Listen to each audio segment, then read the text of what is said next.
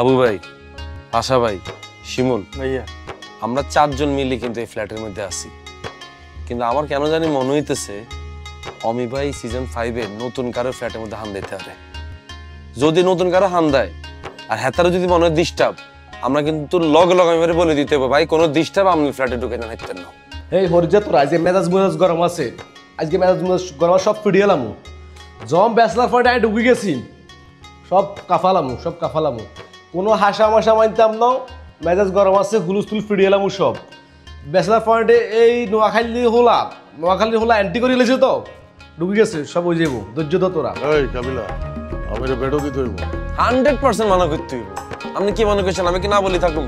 এই ছোট লোকের লগে আমরা কি ফ্ল্যাট শেয়ার করব? কাবিলে ভাই আপনি তো আর নোয়াখালীর মানুষ, আপনি তো বহুত চালাক লোক, বুঝিয়ে লাইছেন যে আই নোয়াখালী নোয়ালক্ষ্মী হোলা যেন এন্ট্রি করিয়ে লাইছি। নোয়ালক্ষ্মী হোলার আইডির তো নাই, অভিনয় শিখিয়ে লাইছি তো। এখন আজ যদি ঢুকি যাই এই ব্যাচলার পয়েন্ট সিজন 5 যদি আয় ঢুকি যাই, আপনি হয়তো চিন্তা করবেন যে আপনাকে হয়তো অভিনয় খাই দিই মাই। ভাই আর মাথায় ধরেন, আমার তো মেজাজটা এমনি গরম হয়ে রয়েছে। এই ব্যাচলার পয়েন্ট 5 এ অভিনয়টা কার লয় করতাম আপনারা বুঝাই কন, কার লয় করতাম? এই হাবু বইল লগে। এই হাবু বই তো কথা কম কয়, হাসে বেশি। তারপরে হাসা লয় করতাম, এই হাসা শুধু একটা ডায়লগ দেয়, এইটা কোনো কথা হইলো ভাইয়া? আর শিমুলে ছোট ভাই, কি কইতাম ভাই, শিমুলের সুরি শেষটা আমি আল্লাহ দুনিয়ার ব্যাগ জারু আমি কিনে খেয়া করবো। আমার তো ডাইরেক্ট ভাইয়া কি কইতাম, আমার তো ডাইরেক্ট খেলবো আপনার লগে ভাইয়া T20 খেলা।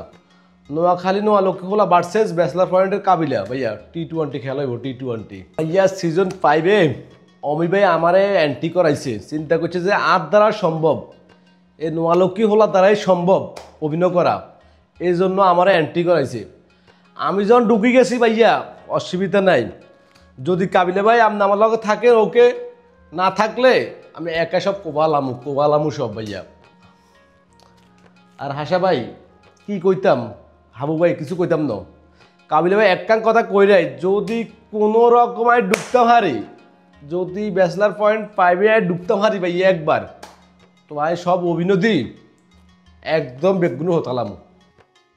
আচ্ছা আমি বুঝতে পারছি তোর অনেক খিদা লাগছে, তুই অ্যাক্টিং করে আরে খাই দিবি তো, কোনো সমস্যা না। হ ভাইয়া, শুধু আরে ন তুই বেগুনে অ্যাক্টিং দিয়ে খাই দিস, কিন্তু তার আগে তোরে আমরা খাই দিও। ভাইয়া কি কন? ওই অমির ভাই আমার ধরেন বাঁচান, আমার বাঁচান।